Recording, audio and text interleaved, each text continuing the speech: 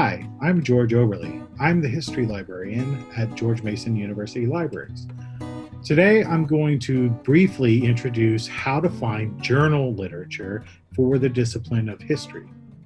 Starting with the university library's homepage, which is library.gmu.edu, the best place to go to look for the journal databases is in the middle of the page under the link called Databases.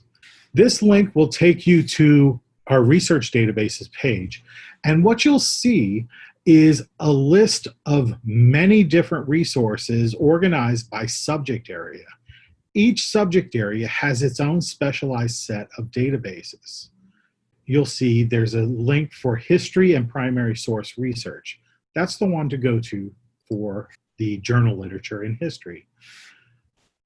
The top section are the best places to start, and I'm going to suggest using two to get you started, and it all depends on what your research area is.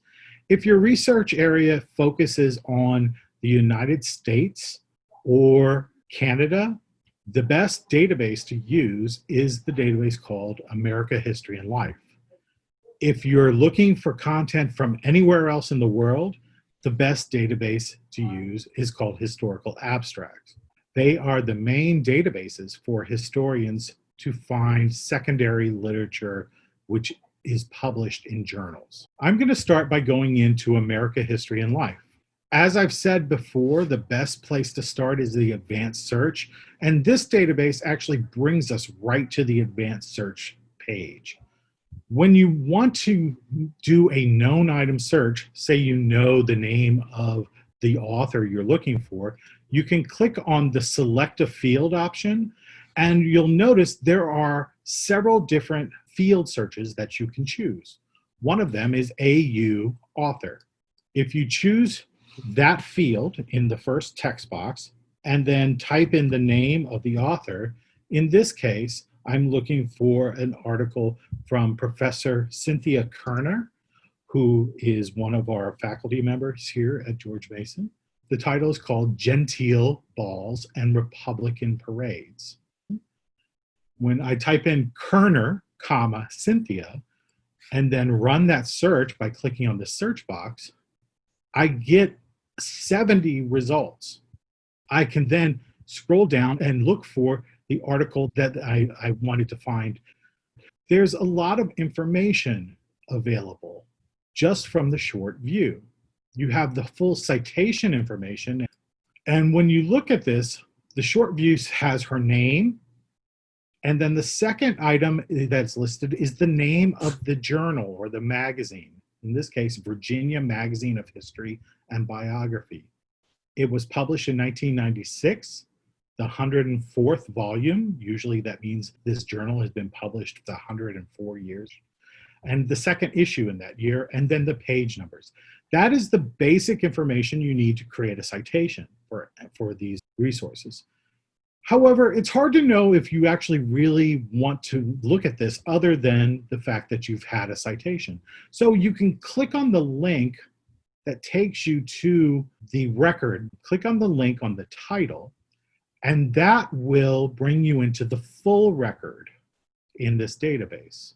The full record contains the basic bibliographic information, which we saw earlier, but it also has different fields, such as historical period.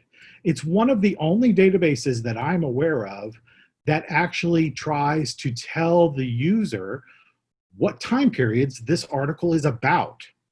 The other thing that's really useful is, again, the subject terms. Remember, I talked about that if you saw my video on the library catalog.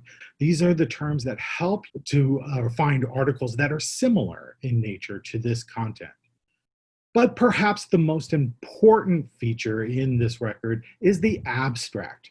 The abstract really will help you decide, is it worth my time to actually get a hold of this article and read it? Now, if you've looked at this abstract carefully, decided yes, it's useful, then the next step is over on the top of the record and on the left, click on the Mason link button. That Mason link button will do an auto magic search of our catalog holdings to see what databases we have access to for the Virginia Magazine of History and Biography. We have access, full text availability via JSTOR from 1893 to present. So we can kind of stop here, click on the JSTOR link, and that should take you right to the article. We don't always have known items, and we are looking for general broad topic areas when we're doing searching. So another approach is from, if you choose new search, it takes us back to our advanced search page, and we're confronted with the 3 empty text boxes. In this, we can type in the term American Revolution, and in the second box, type in Oneida. By doing this, I'm looking for any results that would have the term Oneida, the Native American tribe, and American Revolution. If we scroll down, we also want to make sure we limit by the document type. Otherwise, we'll get a lot of extra extraneous hits, especially from book reviews, which are not what you want when you're doing research.